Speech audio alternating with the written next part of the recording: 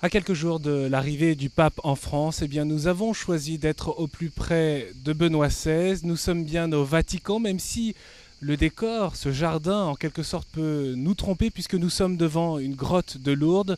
Mais c'est une réplique d'une grotte de Lourdes, de la grotte de Lourdes, une grotte offerte par Monseigneur Schöpfer, l'évêque de Tarbes, en 1902 au pape Léon XIII.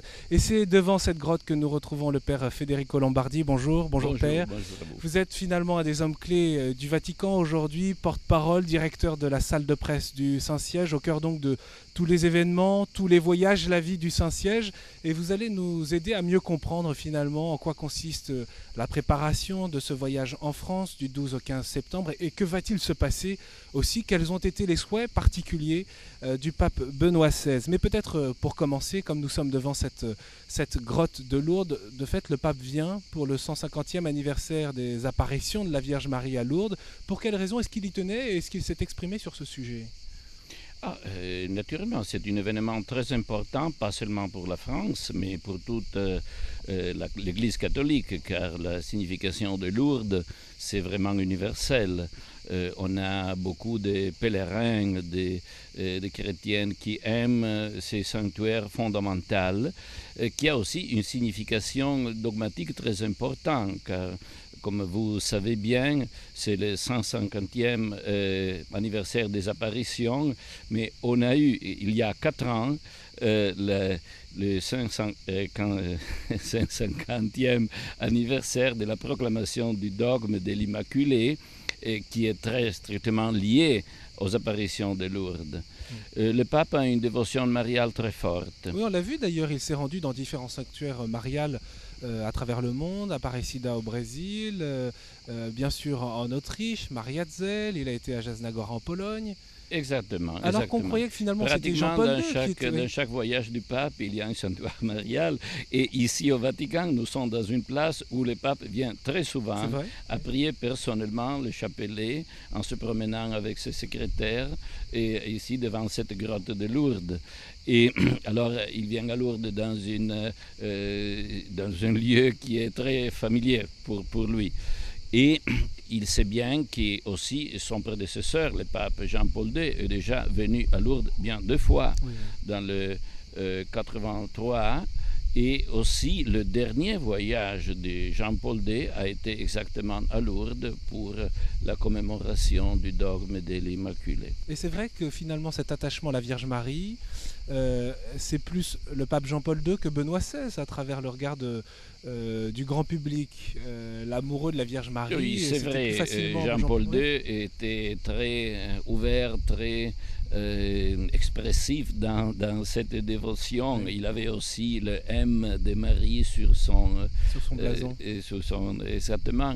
Et tandis que pour Benoît XVI, ce n'est pas exactement la même chose. Mais quand on connaît Benoît XVI, on voit que la dévotion mariale, c'est aussi fort que dans son prédécesseur. Et comme je dis, la prière mariale du chapelet, c'est vraiment quotidienne pour lui. Et il a fait des discours aussi très beaux sur la dévotion mariale.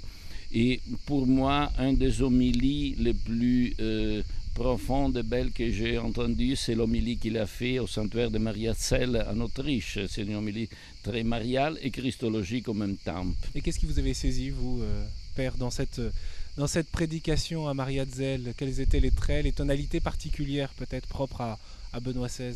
Bon, c'est une synthèse très profonde entre dévotion mariale et foi christologique. C'est la mère du Christ qui nous conduit à Jésus-Christ et nous aide à le comprendre dans la profondeur de sa vie et nous aide à avoir une spiritualité qui est en même temps profonde et riche du point de vue doctrinal et dogmatique et aussi avec beaucoup de nuances humaines et de spiritualité et de sensibilité profonde comme est normal dans la dévotion mariale. Et ce qui donne d'ailleurs une relation toute particulière à la place des hommes et des femmes dans la vie chrétienne. Je crois qu'il n'est pas possible de comprendre la vie chrétienne du catholique dans sa richesse sans avoir une présence de la Vierge Marie. Oui.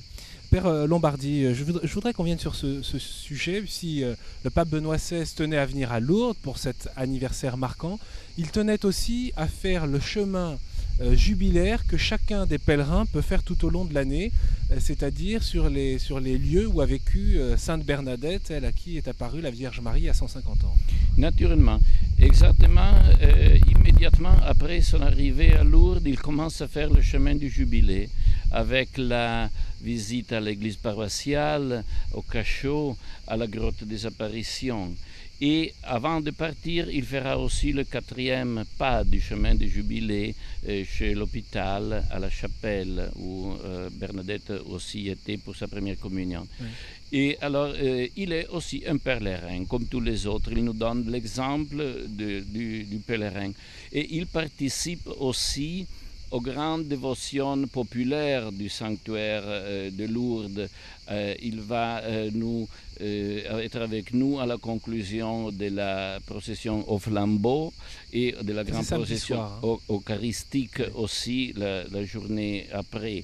Naturellement, il y aura une grande messe de signification pas seulement française, mais universelle pour tous les pèlerins qui viennent de tous les coins du monde à Lourdes. Et une messe aussi en particulier pour les malades. Avec cette onction des malades, ce sacrement exactement, des malades. Ça c'est très important pour nous tous qui connaissons bien Lourdes. Lourdes est aussi la place du pèlerinage des malades. Et alors une messe spéciale pour eux, avec l'onction, le sacrement de l'onction, c'est naturellement un moment très important de ce pèlerinage du pape. Ça peut paraître un peu superficiel, mais paraît-il que les services de sécurité, les services de l'État, eh bien, le fait que le pape se rende partout dans la ville de Lourdes, c'était compliqué à gérer d'un point de vue de la sécurité du pape, qui se rend dans les petites ruelles de la ville, etc. Ils auraient préféré que le pape reste dans les sanctuaires en tant que tel. Je ne sais pas si vous avez... je ne suis pas engagé dans les questions de l'organisation particulière. Naturellement, quand le pape est en voyage, il y a des problèmes de sécurité et les autorités locales et les autorités nationales doivent veiller que tout doit bien passer. Mais naturellement, si le pape vient pour être avec le peuple, pour participer à la vie dans le lieu de pèlerinage, on ne peut pas lui demander de rester dans le même coin pour tout le temps. Alors mais ça, c'est normal, je crois. Si on fait un voyage du pape, on a aussi des problèmes d'organisation. À la fin, tout le monde est content. Père Lombardi, finalement, à travers ces pèlerinages, est-ce que le pape lui-même en sort transformé, comme beaucoup de pèlerins? On peut aussi parler de ces fameux 2 pèlerinages du pape Jean-Paul II, ou est-ce que c'est pour faire comme les pèlerins, pour les soutenir dans leur démarche? Est-ce que véritablement on peut dire, et vous-même vous avez pu constater, qu'il y a comme une transformation intérieure du pape lui-même? Ah oui, le pape, c'est un homme, c'est un croyant, oui. C'est un chrétien, alors il fait aussi ses expériences de foi. Oui, mais on le présente, c'est vrai, toujours... non, oui, il est un homme très amical, aussi on le connaît de près, de voisin, c'est vraiment très aimable aussi dans sa conversation. Mais quand même, il a dit plusieurs fois, et j'étais très impressionné, surtout il l'a dit très bien dans le dernier voyage aux États-Unis. Je suis venu pour vous conforter dans votre foi et vous-même, vous m'avez conforté, vous m'avez aidé dans ma foi et dans mon pèlerinage. Et je crois que ce sera la même chose.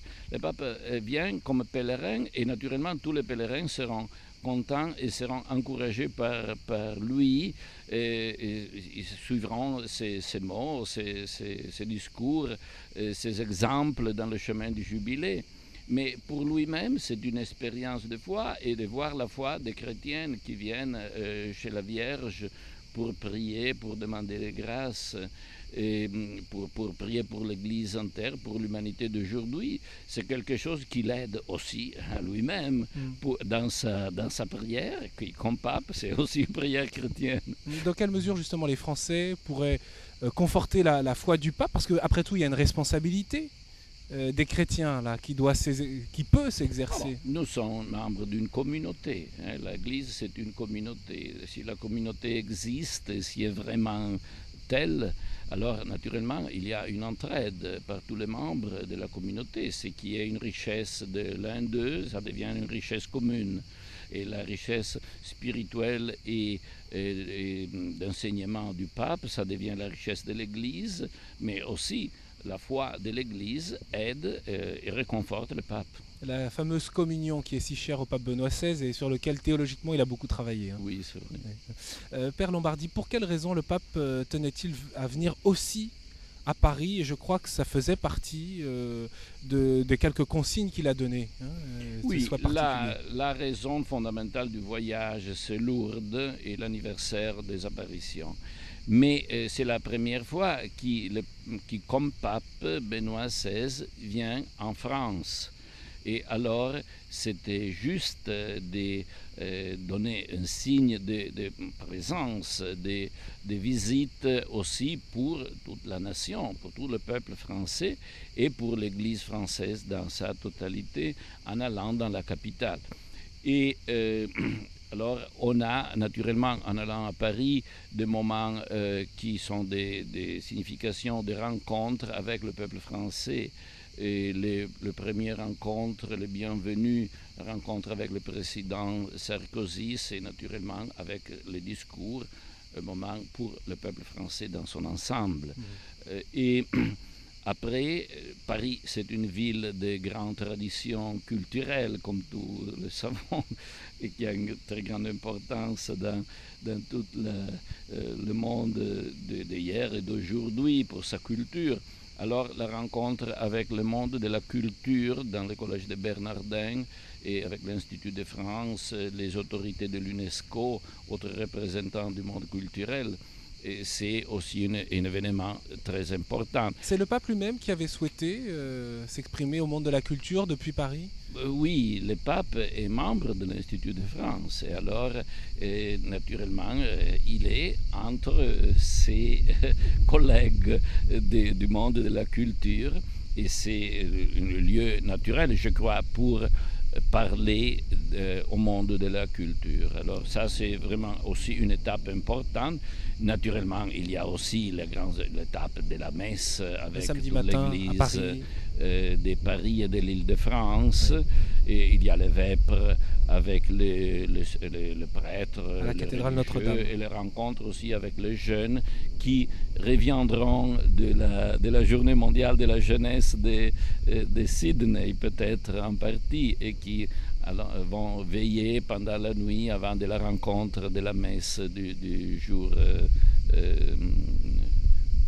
De cette messe sur l'esplanade des Invalides, donc samedi matin.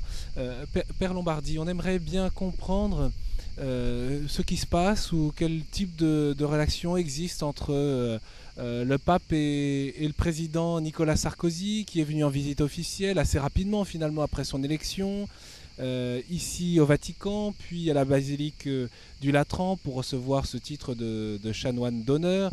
Il y a fait des discours qui sont marquants, notamment en parlant d'une laïcité décomplexée, d'une laïcité positive.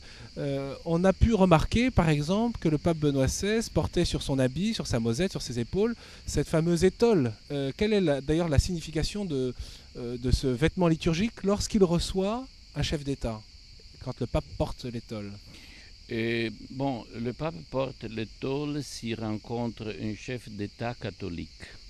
Il ne le porte pas si chrétienne mais non catholique ou c'est d'une autre religion. Alors ça, c'est la signification. Et pour les précédents voyages ou visites d'État, le pape Jean-Paul II portait, lui, cette étole quand il recevait un président français? C'est la règle de ce jeune. Je ne suis pas tellement expert du Vatican pour dire combien de fois il a l'étole et combien de fois il n'a pas. La règle, c'est ça. Si il est catholique, alors on a l'étole, sinon non. Mais quand même, c'est vrai qu'il a la visite du président Sarkozy à Rome était une visite importante, naturellement. La France, c'est un pays important avec une grande tradition aussi pour l'Église catholique. Et cette célébration aussi au Latran, avec le discours du président Sarkozy au Latran, est un moment important car le discours, comme vous savez bien, était un discours, vraiment profond et consistant et qui a été aussi discuté, je crois, en France. Oui, tout à fait. Et très intéressant pour mettre une dynamique de réflexion sur le problème de la laïcité et du rôle de l'Église dans les sociétés modernes, dans la société d'aujourd'hui, pas seulement en France, mais en Europe. Alors, je crois que c'était un discours très attendu, mais très aussi noté pour sa contribution assez originelle, je crois qu'on peut dire. Mais naturellement, c'est une réflexion qui va continuer et peut-être qu'aussi pendant la visite du pape à Paris, on aura des contributions, on aura des interventions qui vont approfondir encore ces thèmes. Le pape considère-t-il qu'il y a une évolution sur ce point de la part de la France, l'état d'esprit, y compris au plus haut niveau de l'État, donc en la personne du président de la République? Bon, le pape est toujours très respectueux de la situation des différents pays, des autorités, des différents États. Parce qu'on sait que le cardinal Ratzinger s'était exprimé à de très nombreuses reprises sur la laïcité, la spécificité de la laïcité française, et appelant de ses voeux à ce que Dieu ne soit pas exclu de la vie de la cité, évidemment. Oui, naturellement, ça c'est un principe général sur lequel le pape revient très souvent. La présence et la possibilité de s'exprimer de l'Église, de la foi chrétienne dans ses expressions aussi d'engagement dans la vie quotidienne et dans la vie sociale. Ça, c'est un point très important, car la liberté religieuse est aussi la possibilité par l'Église de s'exprimer dans différentes façons dans la vie concrète du peuple. Alors, et ça, c'est un point très important. Et alors, je crois que naturellement, une réflexion sur ça, une attention à ce que le pape dira et ce que le président dira, c'est normal. La question, c'est pourquoi finalement cette attention particulière de la part du pape et de l'Église? Je pense à tous ceux qui sont non-croyants, à tous ceux qui ne se sentent pas concernés par ces questions de liberté religieuse ou même par cette question de la présence de l'Église dans la société. Finalement, quel est l'enjeu et qu'est-ce que l'Église souhaite dire, y compris à ceux qui ne croient pas ou à ceux qui sont en recherche, ou en tout cas à ceux qui n'adhèrent pas à la foi en Jésus-Christ? Oui, mais je crois que tous les citoyens sont intéressés à la vie de la communauté nationale, du peuple duquel ils sont une partie active. Et chaque personne ouverte, intelligente est intéressée par la contribution qui aussi les autres composants de la société peuvent donner à la vie commune, à la croissance et au chemin de la communauté nationale. Et dans ce sens, l'Église se sent une partie active, une partie importante avec sa contribution dans un chemin dans lequel il n'est pas seul, il y a beaucoup d'autres communautés, d'autres points de vue aussi, mais elle pense d'avoir une contribution importante à donner. En même temps, l'Église a été rejetée, notamment en France, où il y a eu cette fameuse séparation.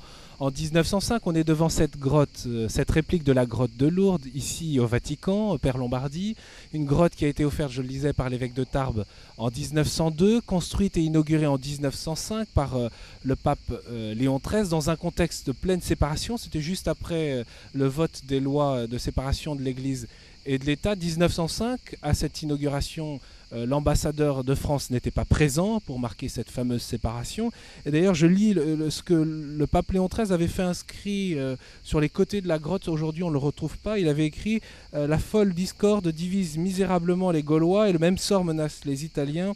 Soit présente aux saintes mers pleines de puissants moyens de salut, immerge ces tristes crimes dans le lac de Lourdes. » Ça disait bien le contexte à l'époque et la perplexité, la tristesse de l'Église à l'époque, 1905? Bon, oui, je ne suis pas une historienne, mais je dis que la situation maintenant, c'est une situation très différente dans laquelle nous sommes très contents d'avoir des possibilités de dialogue et des réflexions sur nos responsabilités pour l'avenir de nos sociétés, pour l'avenir de l'Europe. Je crois que la vraie préoccupation, le vrai intérêt du pape en parlant très souvent aux sociétés européennes, c'est de ne pas perdre des valeurs qui sont très importantes pour une civilisation, pour la richesse de notre civilisation, pour conserver vraiment des points de repère qui sont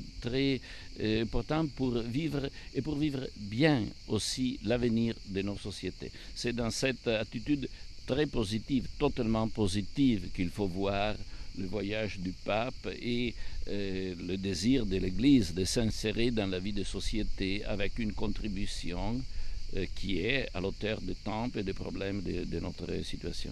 Père Lombardi, le pape Benoît XVI tenait à rencontrer les évêques de France dans leur ensemble, et ça se déroulera d'ailleurs dimanche après-midi à Lourdes, dans cet hémicycle où ils ont l'habitude de se rassembler pour leur assemblée plénière. Pour quelle raison cette insistance de la part du pape? Et on sait que cela se déroule désormais comme cela lors de tout voyage, et le pape en profite parfois pour mettre les points sur les i, ou du moins clarifier des situations, ce qui n'est pas toujours agréable, je crois, pour les, enfin, ou du moins ce qui permet de clarifier parfois des difficultés qui peuvent se présenter autant au Brésil qu'aux États-Unis ou ailleurs. Quel regard vous portez-vous, oui? Bon, je crois qu'il soit assez normal et naturel que dans un voyage dans lequel le pape va dans une nation, il rencontre l'Église de cette nation. Alors, et naturellement, ce sont les évêques qui sont les pasteurs de cette Église auxquels il peut faire son discours pour l'Église du pays. Ça, c'est quelque chose qu'on attend et qu'on désire de la part des évêques et des catholiques. Ce sont des mots souvent d'encouragement, ce sont d'orientation, ce sont vraiment des discours qui peuvent donner une ligne, peuvent aider à trouver une orientation commune pour l'Église d'un pays. Et quels sont les sujets pour aborder le pape Benoît XVI? C'est normalement dans le programme de chaque voyage. Discours écrits à l'avance, longtemps à l'avance, préparés? Ah oui, naturellement, tous les discours de voyage sont préparés à l'avance. Pas des mois en avance, mais il y a naturellement une préparation graduelle avec aussi des suggestions de thèmes qui peuvent aussi venir en partie de l'épiscopat même du pays, qui peuvent aider à mettre le point sur des problèmes ou à proposer des questions qui peuvent être plus importantes pour recevoir l'orientation du pape.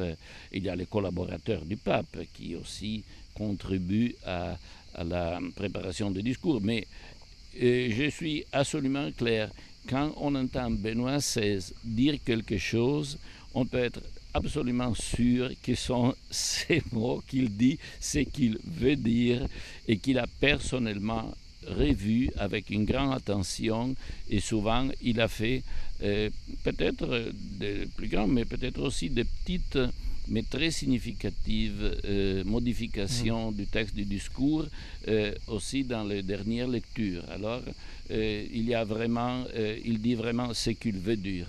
Combien de personnes au Vatican ici travaillent et préparent finalement ce type de voyage pontifical comme en France, bien sûr au-delà de ceux comme Alberto Gasbarri qui ont la charge même de préparer le voyage, mais combien de personnes sont mises à contribution? C'est quelque chose de considérable ici au Vatican?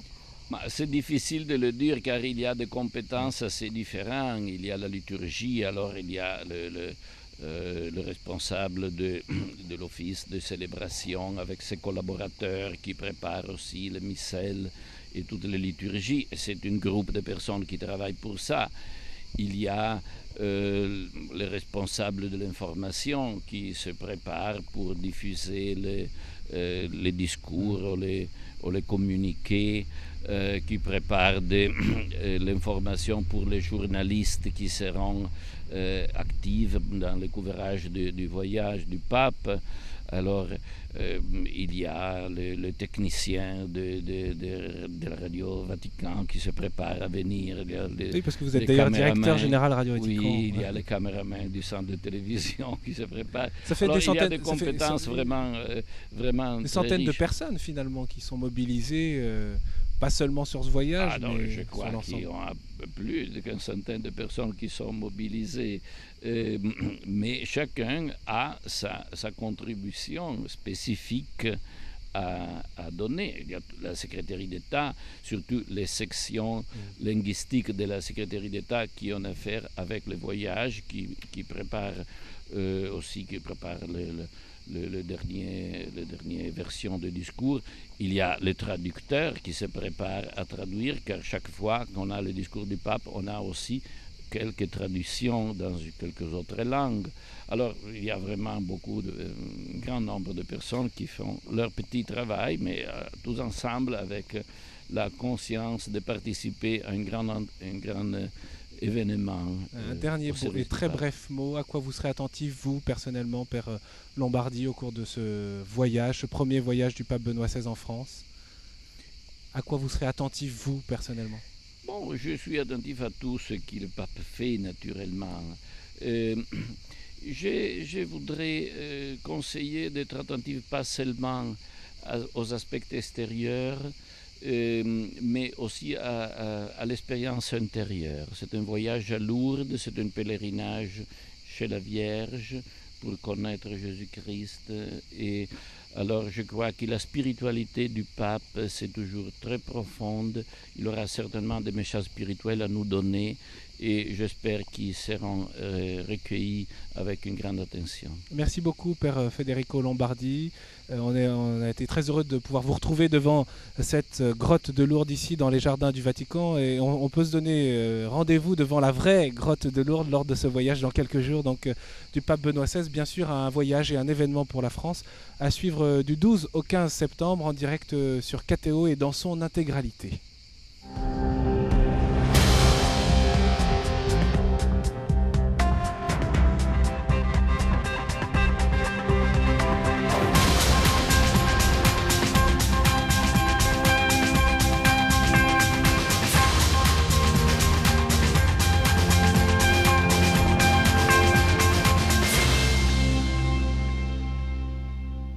Cette semaine,